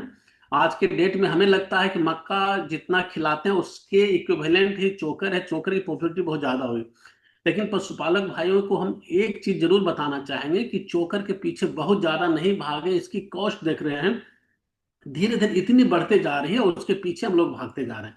इसको थोड़ा सा राइस पॉलिश से आप लोग रिप्लेस करना शुरू कीजिए। थोड़ा सा कीमत ज्यादा हो रही है तो उसको कम, ताकि लागत हम लोग को कम आए, है ना। ऐसा भी नहीं है कि चोकर बहुत ज्यादा खिलाना बहुत ज्यादा पौष्टिक होता है, ये भी बात नहीं है।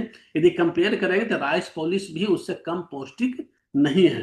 तो चोकर को खिलाइए लेकिन थोड़ा कम कीजिए, धीरे धीरे राइस पॉलिश को बढ़ाइए उसको। उसके बाद दाल का प्रोडक्ट यदि मिलता है तो दाल का प्रोडक्ट भी मिलाइए। इस तरह से 3-4 कैटेगरी के होते हैं, है ना। ये तो लंबा चौड़ा है। यदि आप सिंपल में करना चाहें तो 4 कैटेगरी जो हम बताएं, पहला कैटेगरी है अनाज, दूसरा है खल्ली, तीसरा अनाज का बाई प्रोडक्ट जो कि हो गया चोकर, हो गया राइस पॉलिश, और चौथा हो गया दाल का बाई प्रोडक्ट जो हो गया चुन्नी कह सकते हैं या दाल का टुकड़ा कह सकते हैं। ये 4 क्वालिटी होते हैं। इसको यदि 37-37 12-12 इस रेशियो में मिला देते हैं तब भी आपको 20% प्रोटीन वाला दाना आपको बन जाएगा।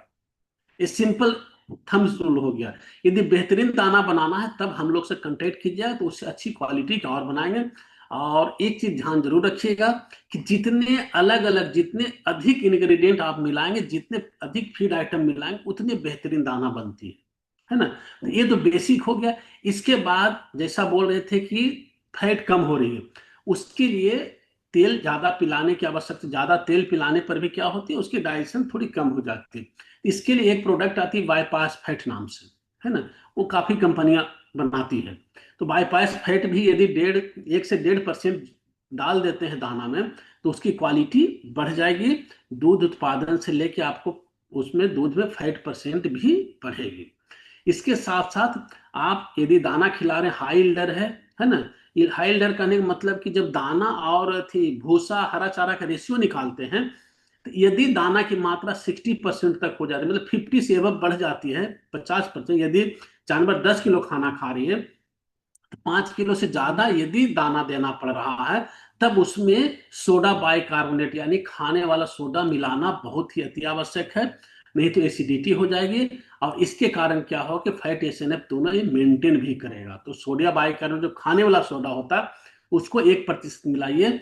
और हो से गर्मी के दिनों में तो अति आवश्यक है मिलाना, एक गर्मी से भी बचाती है ना। इसको ऐड करेंगे। इसके साथ साथ एक प्रोबायोटिक आती है, यहाँ तो एक नाम लिखे, बायोवेट बायोसी गोल्ड लिखे, कि कोई भी कंपनी का सस्ता प्रोबायोटिक जो मिले वो भी लगभग 0.4-0.5% आप मिला सकते हैं। इसके साथ साथ कैल्साइड जो होती है, कैल्शियम का सोर्स होता है, बहुत सस्ती होती है। राजस्थान में 4 रुपए किलो मिलता है, बिहार आके लगभग 8 से 10 रुपए किलो मिल जाएगी। इसमें लगभग 38 से 40% आपको कैल्शियम मिलेगा। 1.5% ये मिला दीजिए, नमक मिलाइए, और यदि संभव हो तो मोलासेस गुड़ मिलाइए, मिनरल मिक्सचर और die calcium phosphate. Die calcium phosphate क्या होता है, ये भी बहुत महंगी चीज नहीं है, 50 से 60 रुपए के रेंज में मिल जाती है प्रति किलो। 2% मिलाएंगे तो बहुत ही बेहतरीन दाना बनेगी, जिसमें कैल्शियम लगभग 1.5% हो जाएगी, फास्फोरस भी अच्छी मिलेगी। फैट की मात्रा देखिए 4.6% है ना। तो 4% से एबव भी फैट की मात्रा हमको फीड में रखना है। तो इस तरह से बैलेंस रूप में यदि दाना बनाते हैं तब आपकी गाय में कोई भी शिकायत नहीं आएगी। और इसके बाद जैसा बताए हम कि अलग अलग कैटेगरी के अलग अलग बनती है, और एग्जाम्पल हम थोड़ा सा दिखाएंगे। दूसरा कैटेगरी राइट साइड में दिया हुआ 23% वाला दाना बनाए, 23% प्रोटीन वाला। यदि आपकी जानवर 20 लीटर से ऊपर दे रही है तो क्या होता है, खाने की लिमिट रहती है ना कि इतना ही खाना खाए, लेकिन उतना ही खाना में हमको उसके पौष्टिकता पूरी तरह उपलब्ध कराना है, न्यूट्रिएंट पूरी तरह उपलब्ध कराना है। इसलिए उसको कंसंट्रेटेड फॉर्म में देनी पड़े, जिसमें कि तो उसके लिए अलग फिर दाना बनता है। तो इस तरह से हम लोग दाना बनाने के तरीके यही हैं। तो इसके लिए आप सब कुछ अपने नहीं बना सकते। एवरेज में यदि करना चाहें तो 37-37-12-12 जो फॉर्मुलेशन बताए हैं उसमें 2% मिनरल मिक्सचर मिला दीजिए, एवरेज दाना आपका बन जाएगा। और बहुत विशेष तरह की क्वालिटी बनाना चाहते हैं तब हम लोग से कांटेक्ट करेंगे, तो थोड़ा कैलकुलेशन करके, क्योंकि लिस्ट कॉस्ट भी देखना पड़ता है। ऐसा नहीं कि हम बता दिए सरसों खल्ली या कपासी खल्ली आज के डेट में मतलब कि कह सकते हैं 35-40 रुपए किलो हो गया। इसलिए अभी के समय में रिकमेंड नहीं करें कपासी खल्ली खिलाएगा, उससे सस्ता आपको डीडीजीएस मिल जाएगा 25 रुपए किलो तक, है ना। सोया उस रेट में तो सोया डीओसी मिल जाएगी 40-45 रुपए किलो। जबकि कॉटन खल्ली होती है उसमें 25% मात्र प्रोटीन होती है। सोया डीओसी में जाइएगा तो लगभग 40 से 45% प्रोटीन मिलेगी। तो ये सब कुछ देखना पड़ता है समय के अनुसार, क्योंकि सस्ता भी होना चाहिए, ऐसा नहीं कि महंगा चीज खिलाकर हम लोग दूध उत्पादन करें, है ना। तो विशेष रूप से कांटेक्ट करना पड़ेगा। अब जैसे हम लोग बता रहे हैं इस तरह से अपने फार्म, आपके पास यदि 10-20 गायें हैं तो भी अपने फार्म में ग्रुपिंग कर लीजिए कि 10 से 15 लीटर दूध दे रही है, 5 से 10 लीटर दूध दे रही है, कोई गाय दूध नहीं दे रही है ना। काफ स्टार्टर है, जो छोटे बच्चे हैं उनके जो दूध पी रही है, दूध पीने के बाद 1 महीना हो गया तब उसको क्या खिलाना, कौन सा दाना खिलाना चाहिए। उसके बाद भैंस है तो उसके लिए अलग अलग कैटेगरी वाइज आपको करना पड़ेगा, चूंकि हमको 1-1 रुपया बचाना है। कि उसको पौष्टिकता भी मिलते रहे और कम से कम 1 लीटर में 1 रुपया ही बचाते हैं। तो पर डे जो हम लोग 40 रुपये दूध बेच रहे हैं, समझिए कि मेरा 41 रुपये बिक रहा है, क्योंकि खुराक में हम लोग कम कर लिए हैं। तो अपने हाथ में खुराक लागत को कम करना ही है, क्योंकि 40 रुपये दूध जो बिक रही है उसको 42 रुपये नहीं बेच पाएंगे हम, अपने हाथ में नहीं है। लेकिन ये हाथ में जरूर है कि 1 लीटर पर यदि 25 रुपया खर्च कर रहे हैं तो उसको घटा के कैसे 24 रुपया ले आए, ये ध्यान देने की आवश्यकता है। तो कैटेगरी वाइज खिलाना शुरू करें। हम लोग क्या करते हैं, 10 लीटर जो दूध दे रही है उसको भी वही दाना दे रहे हैं, 4 लीटर दूध दे रही है उसको भी वही दाना दे रहे हैं। तो सबको बराबर संभव नहीं है, क्योंकि हम लोग बिजनेस के रूप में रख रहे हैं इसको। जो जैसा प्रोडक्शन देगा उसके अनुसार उसको हम लोग दाना देंगे, तभी जाकर संभव है। किसी को ज्यादा खिलाकर किसी को कम खिलाकर कभी भी फायदे में नहीं रह सकते। इसमें एक चीज बताना चाहेंगे कि सभी इंग्रेडिएंट है वो तो आप बताएंगे जैसा उसके अनुसार ऐड किया जाएगा। 2-4 बातें इंपॉर्टेंट होती हैं कि दाना में यूरिया भी मिलाई जाती है ना। ये आपको भारत सरकार के द्वारा रिकमेंडेशन भी है कि दाना में आप 1% यूरिया मिला सकते हैं। यदि आपको नॉर्मल जो फर्टिलाइजर जो खेत में यूरिया देते हैं उससे समस्या आ रही, डर लग रही है, तो इसके लिए कंपनी क्या है कि जानवर को खिलाने के लिए यूरिया के एक अलग प्रोडक्ट बनाई है जिसको स्लो रिलीज यूरिया कहते हैं, है ना। उसकी भी कीमत ज्यादा नहीं, 125 रुपये किलो हो जाती है। नॉर्मल यूरिया तो 10 रुपये किलो मिलते हैं, 125 रुपये किलो हो जाते हो, फायदा भी ज्यादा करता है। चाहे तो आप उसको भी मिला सकते हैं, लेकिन 1% जरूर मिलाइए। और यदि लेकिन उसको मिलाने में ये ध्यान रखना, जिसे देख रहे हो काफ स्टार्टर, जो छोटे बच्चे 6 महीना से कम का बच्चा, उसके दाने में आप यूरिया नहीं मिलाएंगे। चूंकि यूरिया भी उसमें मिलाते हैं तो इसमें जहरीलापन आने की संभावना बनती है। तो इस तरह से अलग अलग कैटेगरी करके जैसे हमने कंपेयर करने की कोशिश किया है कि जो दाना जो 10 से 15 केजी दूध दे रही है उसके लिए 30 रुपये प्रति किलो दाना पड़ रहा है। यदि 5 से 10 लीटर दे रही है उसको 26 रुपये 70 पैसे प्रति किलो भी खिला सकते हैं। और यदि ड्राई काउ जो दूध नहीं दे रही है उसको 30 रुपये वाला दाना खिलाने की आवश्यकता नहीं, उसको 24 रुपये प्रति किलो वाला दाना खिलाएंगे। तब जाकर एक एक दिन में लगभग मान लें कि 5 किलो दाना खिला रहे हैं, तो यदि 5 रुपए के हिसाब से बचा लिए तो 25 रुपये एक गाय पर डे बचा रहे हैं। अब जोड़ लीजिए कितनी मतलब बचत हो सकती है मेरी। तो अच्छी उत्पादन भी ले लेंगे और बचत भी कर लेंगे। तो इसको थोड़ा सा ध्यान देना है। और खास करके बरसात के दिनों, बरसात के बाद अभी का समय जो आया है ना, उसके फीड में टॉक्सिन बाइंडर मिलाना बहुत जरूरी है।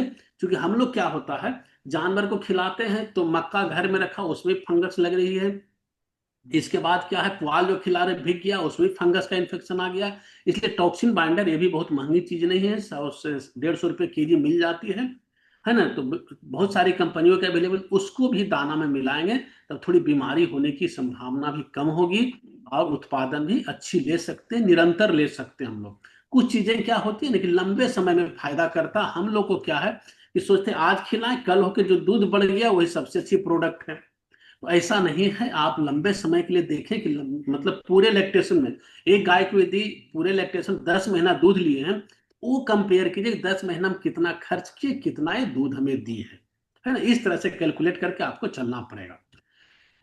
अब एक बात और आती है हमेशा, अभी मतलब नया सिस्टम में जो आ गया है कि सर ट्रांजिशन फीड क्या होता है, ट्रांजिशन फीड कैसे बनेगी, सो क्लोजर फीड भी बोलते हैं। ये बहुत बड़ी इश्यू आ रही है। चूंकि क्या होता है कि हम लोग गाय को क्या होता है, गाय जब गाभिन होती है लास्ट महीना आती है उस समय भी ज्यादा ध्यान नहीं देते उसके खुराक पे। क्या करते हैं, जब बच्चा देगी उसके बाद उसके तन मन धन सभी तरह से लग जाते हैं हम लोग, अब इससे कैसे दूध ले लें।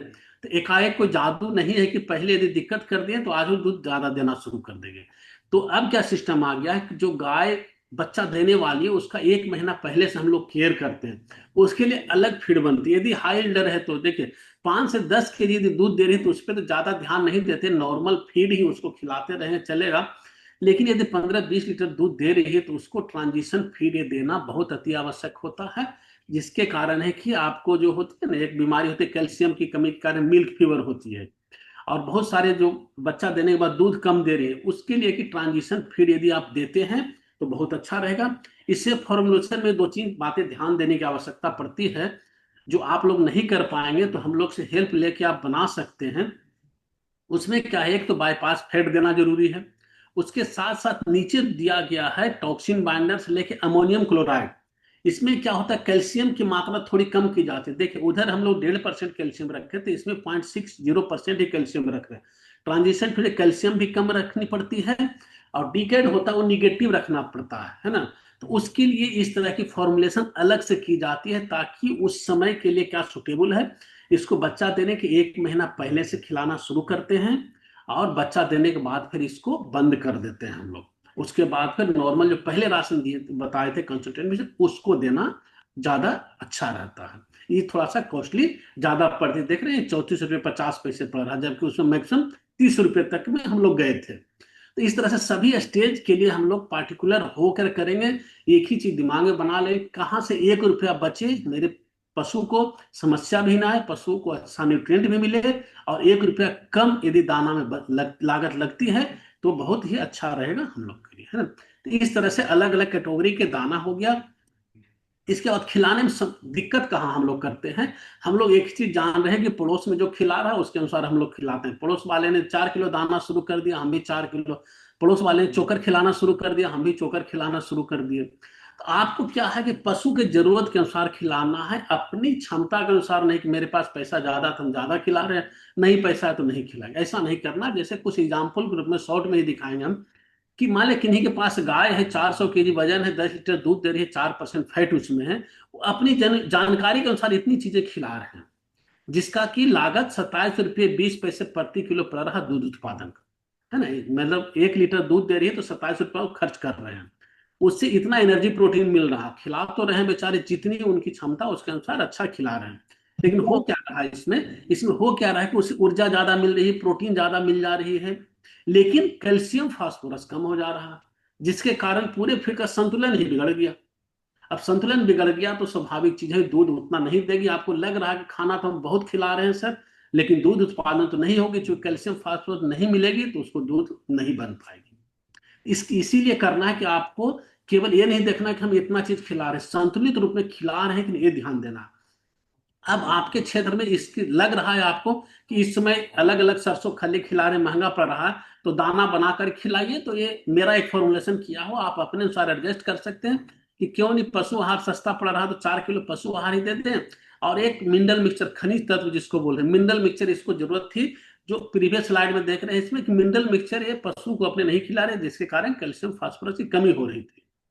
अब है कि कैल्शियम फास्फोरस को यदि मिनरल मिक्सचर दे देते हैं तो देखिए संतुलित रूप में हो गया, उसी कीमत में, जिस कीमत में 27 रुपए प्रति किलो पड़ रही थी, अब ये जो दूध उत्पादन हो रही 17 रुपये 80 पैसे में मात्र हो जा रही है।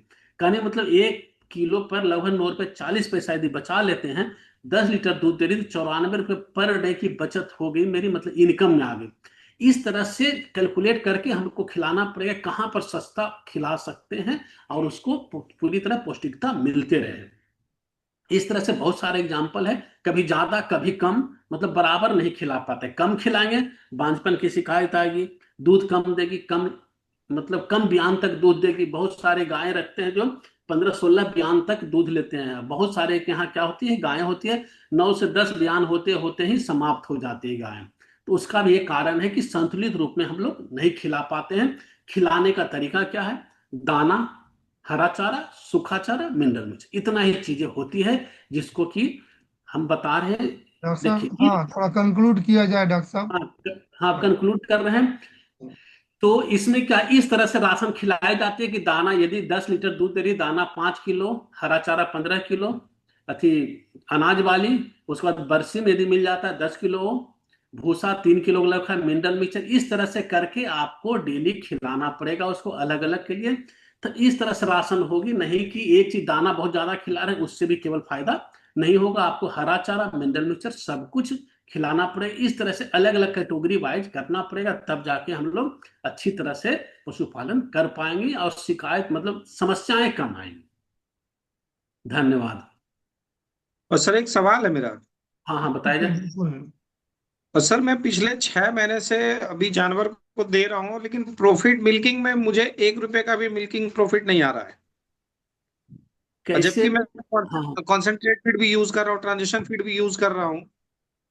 हाँ, मतलब क्या बेनिफिट नहीं आ रहा, मतलब नहीं समझे नहीं हम। मिल्क का प्रोडक्शन लेता हूँ हाँ और जो मैं सेल कर रहा हूँ उससे मुझे प्रॉफिट गेन नहीं हो रहा है, यानी बिजनेस पर्पस में प्रॉफिट गेन नहीं हो रहा है। देखिए, यदि आप दाना खिला रहे हैं तो कितना खर्च जा रही है आपकी, ये कैलकुलेट कीजिए कि पर डे कितना खर्च कर रहे हैं और कितना का दूध आप बेच पा रहे हैं, ये आप देखिए थोड़ा सा, है ना। और नहीं और तो आप सर पर्सनली हमसे बात कीजिएगा, चूंकि यदि हमें लगता है कि पर डे यदि मिल्क यील्ड पर लेते जो भी दाना हम बता रहे हैं, तो हम इतना जी ही रिकमेंड करते हैं, 1 केजी यदि दूध दे रही है तो 500 ग्राम तक दाना उसको दीजिए, है ना। ठीक। 1 केजी दूध यदि 40 रुपये हम बेचते हैं, जी दाना बनाएंगे तो 30 से 35 रुपए किलो मैक्सिमम बनेगी, तो मतलब 1 किलो दूध पे 17 किलो तक का 17 रुपये, 15 से 17 रुपये का दाना खिलाएंगे। इस तरह से करके हमें लगता है 25 रुपये तक यदि 1 किलो दूध पे खर्च करते हैं तो हमको 40 रुपये वाली दूध मिल सकती है। यदि इससे ज्यादा खर्च हो रही है तो हमको ध्यान देना पड़ेगा कौन सा इंग्रेडिएंट कम करें, और समय के अनुसार इस तरह से करना पड़ेगा। आपको खर्च अब ज्यादा हो जा रही है, ये ध्यान देने की आवश्यकता पड़ेगी। मुझे सर एक छोटा सा जानकारी चाहिए आपसे। हाँ। अभी सर जैसे आपने बताया मुझे वो बहुत बढ़िया कि हाँ दाना मेंटेन कैसे करें, सूखा चारा मेंटेन कैसे करें, और उसमें प्रोटीन और वो सारा कुछ। तो सर एक चीज मुझे ये बताएं कि किसी भी जानवर को हम अगर रख रखें तो उसका एक शेड्यूल चार्ट अगर बनाना हो तो वो किस तरीके से बना सकते हैं? शेड्यूल चार्ट तो जैसा हम बताए ना आपको, ग्रुपिंग बाय की, एक एक गाय क्या होती है, आज 15 लीटर दूध दे रही है, हो सकता है 1 महीना के बाद 10 लीटर पे आ जाए, है ना, या 1 महीना के बाद 25 लीटर पे आ जाए। तो उसके अनुसार आपको मिल्क के अनुसार कि ये इतना मिल्क दे रही है तो उसको ये वाली दाना पड़ेगी, इतना मिल्क दे रही है तो उसको इतना दाना पड़ेगी। इस तरह से आप शेड्यूल चार्ट बनाना पड़ेगा। और कैसा चार्ट आपको चाहिए? और सर मुझे जैसे एक जानवर पशुपालन अगर हम करते हैं तो उसका एक पूरा एक तौर तरीका अपनाना होगा, एक रजिस्टर मेंटेन करें कि किस जानवर को कौन सा वैक्सीन लगा, किस जानवर को कौन सा टीका लगा, किस जानवर को कितना फीड देना है, कब देना है, क्या देना है। तो इस तरीके का अगर मुझे एक बनाना हो रजिस्टर तो वो कैसे बना सकते हैं? ये आप बासु हाँ, फीड ऐप आप इंस्टॉल कीजिए ना, इसमें कितना अच्छा तो बना हुआ है सारा चीज। और है ना, आपको यदि रजिस्टर्ड बनाना है ना तो आप आके पर्सनली यदि मिलिए, डिस्कस कीजिए तो बहुत बेहतर रहेगा। आप कहाँ से बोल रहे हैं? मैं सर जम्मू जिला बिहार से बात कर रहा हूँ। अच्छा, जमुई जिला से बोल रहे हैं ना, तो आप जी आके मिले, नहीं तो पर्सनली बाद में बात करेंगे, अभी समय कम रहती है। एक रजिस्टर तो देखिए, जो भी पशुपालन करें वो रजिस्टर जरूर बनाए 100%। उसके बाद 1 साल के बाद उसका रिव्यू करें कि कहाँ पर मेरी खर्च ज्यादा हो रही है, किस महीने ज्यादा बीमारी हो रही थी, कौन सी बीमारी ज्यादा हो रही है, इसका रिव्यू करना पड़ेगा। आपका बहुत अच्छा अप्रोच है कि रजिस्टर बनाने के लिए सोचे, तो रजिस्टर जरूर बनाइएगा इसको, है ना। तो फीड से मैं सर डेली डेली का मेरे यहाँ जैसे फार्म है, एलएफसी जो जी फार्म है मेरे यहाँ लाइव स्टॉक, वहां पर भी रजिस्टर मेंटेन होती है कि कितना मैं दाना सर खिलाए, है ना, महीना का पूरा कैलकुलेट होती है। मैं तो पिछले सर 1.5 साल से पशुपालन में हूँ। अच्छा। इसके पहले मैं एयरपोर्ट में जॉब किया करता था। हाँ हाँ। कोविड के बाद सर मैं अपने घर आया हूँ, तब से मैंने बस अपना खेती बाड़ी और जानवर ही संभाला है। और अभी मेरे पास तकरीबन 20 बकरी है, जबकि मैंने 42 बकरी का योजना लिया है बिहार सरकार से। हम्म। इस बार ट्रेनिंग करके सिलेक्शन हुआ है मेरा। अच्छा, और मैं 40 जानवर किलो सर वाली। 6 गाय रखा हूँ। अच्छा। तो 1.5 साल के दरमियान सर मुझे 1 रुपए का प्रॉफिट, अभी जो सारा इन्वेस्टमेंट मैंने अपने जेब से किया है। अच्छा, तो आप इन्वेस्टमेंट जोड़ और रहे अभी मैं लॉस में हूँ हो सर। इंफ्रास्ट्रक्चर का भी, काऊ का परचेज करने का भी, है ना। अभी सर मैं पूरे तरह से लॉस में हूँ। हाँ, और अपने घर से मुझे फिर अल्टीमेटम मिला हुआ है कि दिसंबर तक मुझे, यानी अल्टीमेटम है। तो आप यदि अपना पूरा एक्सपेंडिचर बताएं हमको, टेबल बना के एक्सपेंडिचर कि यहाँ यहाँ सर खर्च कर रहे हैं, इतनी दूध दे रही है, दूध का आपका पैटर्न क्या है ना।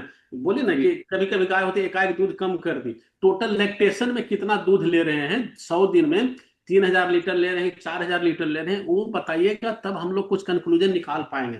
तो आप एक और एक बार बार। सर आप अपना मुझे नंबर नोट करा दें, मैं सर आपसे पर्सनली मिल लूंगा आकर के पटना। हाँ हाँ, मनोज बस जी, बस, बहुत मनोज जी बहुत ये अच्छा सबसे रहेगा। बेस्ट रहेगा। देखिए आप एक बहुत सीरियस सीरियस हो करके आप पशुपालन कर रहे हैं, बहुत अच्छी बात है। और हमारा विश्वविद्यालय इसी के लिए है कि जो भी पशुपालक बंधु जो पूरा सीरियसली काम कर रहे हैं, जिसको अपना पेशा बना के कर रहे हैं, उनको किसी भी तरह से नुकसान ना हो और फायदा ज्यादा हो, इस पर्पस के लिए ग्रुप बनाया गया है। लेकिन आपका जो अभी समस्या है ना, वो ऐसा नहीं है कि हम लोग एक दो सेंटेंस में बोलते हैं। ठीक है। जी जी आप जब कभी पटना आइए, आपका हमेशा स्वागत है। आप हमारे बिहार पशु चिकित्सा महाविद्यालय में आइए, हमारे प्रसार शिक्षा विभाग में आइए पहले। ठीक है। आपको मैं जी सर। बताऊंगा, आपको डिटेल में बताऊंगा।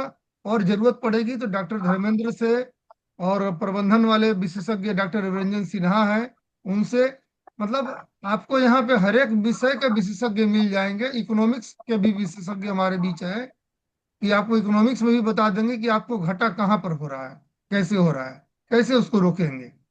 ठीक है मनोज जी, आप एक बार आके मिलिए। ठीक है। सर जी ठीक मेरा है। हाँ सवाल है सर। हाँ, पूछिए रविंदर जी, अ, पूछिए। सर कहे थे, अभी बता रहे थे कि बच्चे को पानी पिलाने के लिए जब जिससे हमें वो रूमेन डिवलेट माने जल्दी विकास करता है रूमेन पेट, तो सर ये कितने दिन के बच्चे को हम पानी इसको पिलाएंगे तो ज्यादा है? एक हफ्ता जब हो गया है तो उसके बाद शुरू कर दिए थोड़ा थोड़ा पानी पिलाना आप। चाहे बकरी हो या जानवर हो, कोई को भी? हाँ हाँ, कोई भी जानवर हो। तो ठीक है सर। सर जय जो अभी चारा के लिए बताए आपने, इसकी वैरायटी क्या नाम बताए थे sir? Kent, KENT, Kent variety. KENT Kent. हाँ तो इसको दो KENT। बार बो सकते हैं क्या? फरवरी में भी बोया जा सकता है? हाँ हाँ हाँ, बो सकते हैं। जनवरी लास्ट, फरवरी फर्स्ट हाफ तक बो सकते हैं आप। थोड़ा थोड़ा ठंड रहती है ना तो हो जाएगी। अच्छा, तो ये मैंने वो चल सकता है। हाँ हाँ, और ये सीड अभी आपको जो राष्ट्रीय बीज निगम है ना, हर एक जिला में इसके कार्यालय है, वहां से आपको मिल जाएगा। आप कहाँ से बोल रहे हैं रविंदर जी? मैं गया जिला से बात कर रहा हूँ सर, अच्छा, तरैया वहां ब्लॉक। भी राष्ट्रीय बीज निगम में बात कीजिएगा, NSC बोलता है, NSC का कार्यालय होगा, वहां पर मिल जाएगी बीज। अभी सीड अवेलेबल है केंट का। केंट और बर्चिम दोनों की सीड अवेलेबल है अभी। सर एक और चीज है, जैसे अभी बता रहे थे कि सिंधा नमक अगर हमारे पास जो बकरी पालन कर रहे हैं सर, तो ब्रीडर जो पेशाब पीने वाला समस्या है उन लोग के पास, वो क्या सिंधा नमक से ठीक हो सकता है? देखिए, उसमें सबसे पहले आप कृमिनाशक दवा का उपयोग करें, है ना? वो हमेशा मैं करता हूँ सर, हर 3 महीने वो 2.5 महीने पर करके लीवर टॉनिक दे दीजिए और सिंधा नमक का उपयोग कीजिए, एकदम रिकवर हो जाएगी। तो है पे उसका तो एक स्वभाव है सर ब्रीडर का, थोड़ा ऐसे पीता नहीं हो, जब वो क्रॉस करने आती है ना तभी अच्छा, वो वो ऐसा तो कर। अलग हैबिट हो जाती है, उसमें तो समाधान की आवश्यकता नहीं है ना? ऐसे जनरली डिफिशियंसी कमी कारण कुछ हो रही है, तब उसका समाधान इससे हो सकती है। फिर एक ये राइस ब्राउन बताया आपने, और उसका तो राइस ब्राउन सर अरवा और उसना, हाँ ये दो दो तरह के होता है। तो ये अब शायद सर राइस जो अरवा चावल का था वो लगभग बंद हो चुका हमारे बिहार में, बहुत कम में। अब ये जो उसना है सर, तो उसका बहुत ज्यादा महंगा राइस ब्राउन मिलता है, 35 से 40 रुपए किलो लमसम। गया में 35 से 40 रुपए किलो? नहीं, इतना महंगा नहीं होना चाहिए। सर वो अरवा का नहीं होता सर, उसना का बनाता है इन लोग, कहता अच्छा, है नहीं, ये अरवा। तो 20-25 रुपए किलो मैक्सिमम मिल जानी चाहिए राइस पॉलिश आज के डेट में। हमारे राइस पॉलिश समस्तीपुर में बोला जाता 18 है कि रुपया जिसको से यहाँ 15 रुपया 18 रुपए रहता है ना? है। तो ये सस्ता मिलता है, 35 पे तो बहुत महंगा पड़ जाएगा खिलाना, है ना? राइस पॉलिश धान का छिलका जिससे चावल निकालते हैं, वही है ना? नहीं, वो नहीं है, वो छिलका हो गया, दूसरा है, उसके दूसरा बाद पॉलिश करते पाउडर फॉर्म में रहती है वो। अच्छा अच्छा। और उसको मुट्ठी बांधिएगा ना तो लड़ुआ जैसा मुट्ठी बन जाएगा, उसमें इतना तेल होती है। ये एक्चुअल राइस पॉलिश होती है। हाँ हाँ। अच्छा। ऐसा ये ये जो इथनॉल के बारे में आपने बताया कि ये हमें 40% तक के मक्का अथी चावल वाला में, और हाँ, मक्का वाला में 30%, तो ये क्या है सर इथनॉल के बारे में? एक्चुअली इथेनॉल जहां पर अल्कोहल निकाली जाती है ना, तो उसको फर्मेंट कराया जाता है। फर्मेंट करते हैं तो अल्कोहल निकल जाता है, बाकी रेसिड्यूज बच जाता है। तो प्रोटीन का फर्मेंटेशन नहीं होता, प्रोटीन और अच्छा, मिनरल उसी में बच जाती है, उसका रेसिड्यू है, बाई प्रोडक्ट। वो जैसे कहने का मतलब है कि हम जैसे सरसों का तेल निकाले तो हाँ वो हाँ, तेल निकाल गया, खली रह गया। खली रह गया, उसी कारण से इथेनॉल निकाल लेते हैं, बाकी रेसिड्यू बच जाता है खली के जैसा। तो अच्छा, तो ये सर मिलता कहाँ है सर ऐसे? ये सभी इथेनॉल फैक्ट्री वाले बेचते हैं। अच्छा, इथनॉल और फैक्ट्री आज के वाले। डेट में सभी फीड फैक्ट्री वाले ले जाते हैं, आप भी ले सकते हैं। दो जगह का, वो सर जगदीशपुर मधुपुर का, तो लीगल तो मेरा है नहीं सर? क्या। सर जहां तक मुझे जानकारी है, वो लीगल वे में तो यूज नहीं कर सकते। ना ना, एकदम यूज कर सकते हैं, लीगल वे में लोग बेचते भी हैं। वैसा सर अपने बासु में कोई कांटेक्ट डिटेल है, कोई कांटेक्ट पर्सन? हाँ हाँ हाँ, हम ऐसा दे देंगे, हमसे कांटेक्ट कीजिएगा, हमको व्हाट्सएप कर दीजिए, हम उनका नंबर दे सकते हैं। अभी जस्ट बासु हम लोग यूज करना शुरू कर दिए हैं अपने फार्म पे। ये जी जी। इथेनॉल का, इथेनॉल सर? इथेनॉल का नहीं, सॉरी, DDGS का। जी। DDGS जो बाय प्रोडक्ट है पशु को खिलाने के लिए, जो रेसिड्यू बच जाता है ना इथेनॉल का, उसकी बात कर रहे हैं। हाँ हाँ इथेनॉल वाला, हाँ खली उसके लिए तो हमारे यहाँ मंत्री जी भी आए थे, गिरिराज सिंह, उन्होंने भी बोला कि इसको जितना प्रमोट कर सकते हैं, इस पे काफी रिसर्च हम लोग कर रहे हैं, आप क्या क्या इसमें किया जा सकता है, इसको बेहिचक ऑफिशियली यूज कर सकते हैं, ऑथेंटिक रूप में यूज कर सकते हैं आप। जी सर, एक चीज सल्लोर यूरिया जो आपने बताया, फ्लोरिन, हाँ हाँ, तो ये इसको हम कैसे यूज करेंगे सर, कैसे पशु को देंगे? नॉर्मल जैसे दाना मिला रहे हैं तो 1% मिला दिए, दाना बना रहे हैं ना सब कुछ, उसमें मिला अच्छा, दीजिए। वो जैसे मैंने 100 kg बना रहे थे, 1 kg इसको दे हाँ सकते हैं? जैसे मिनरल मिलाते हैं वैसे इसको मिला दीजिए। सर मैंने दानेदार आता है? हाँ दानेदार रहता है, दानेदार रहता है। अच्छा, और यदि दूसरा तरीका है उसका बाद में कभी चर्चा करेंगे, यूरिया उपचारित करके भूसे को भी खिला सकते हैं, उससे भी आपको प्रोटीन मिल जाएगी, वो सब ये चर्चाएं बाद में। टॉक्सी बाइंडर सर ऐसे हमारे यहाँ बाजार में तो मिलता नहीं है सर, गया मैं कहीं टॉक्सी क्या बाइंडर। फ्लोरिन यूरिया की बात कर रहे हैं?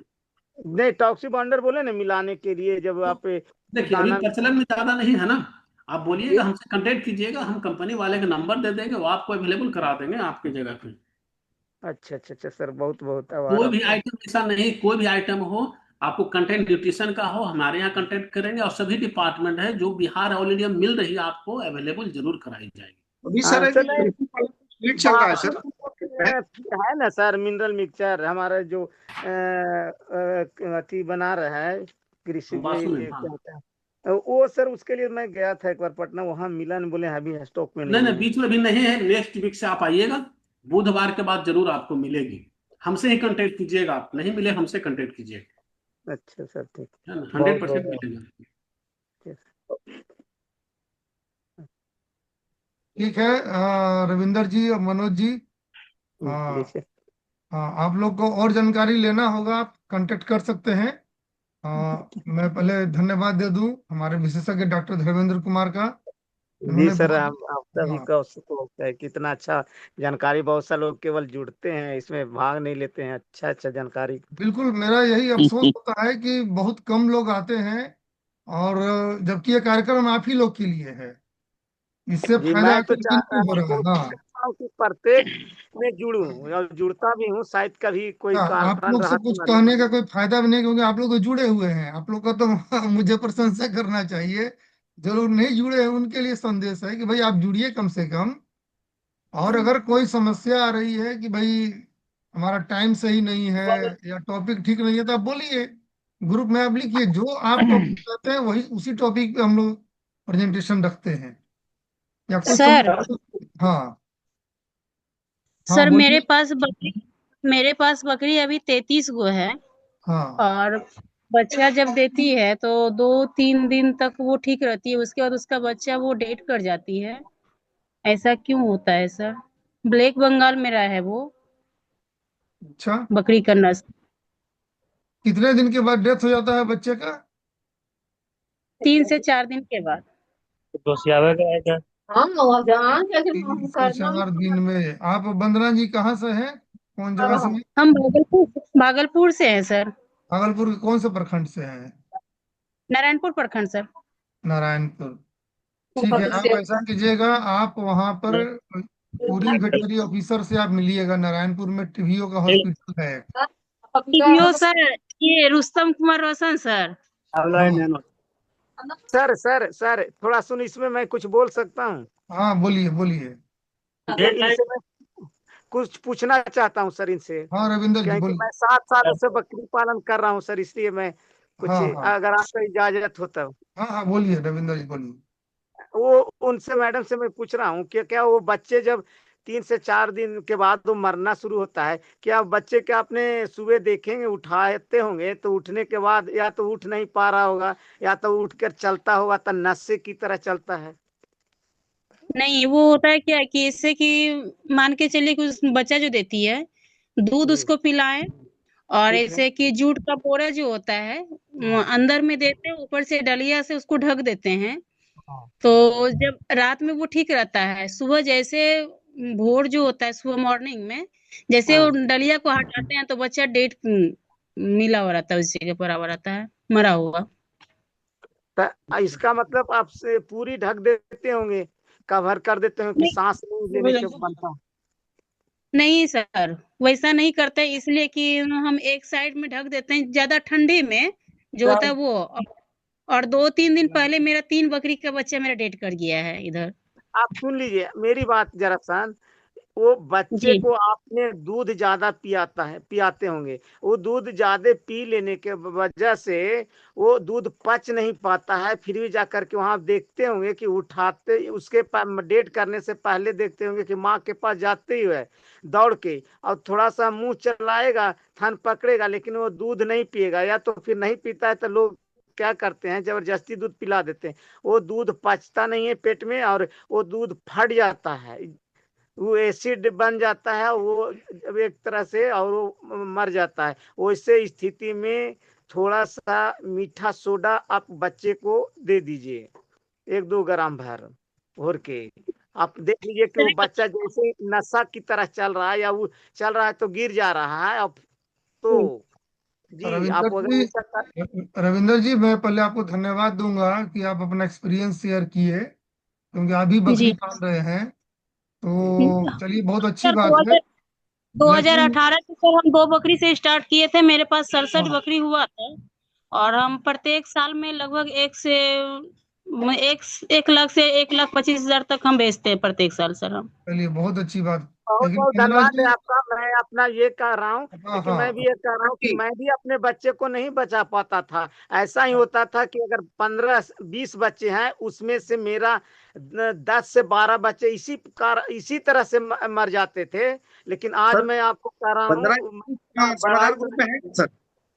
बड़ाई नहीं करूंगा कि शायद बच्चे जैसे हैं कि 20 बच्चे हुए, तो उसमें 1-2-3 के तो कोई कहा नहीं जा सकता है सर, ठीक इस ठीक बात को। ठीक।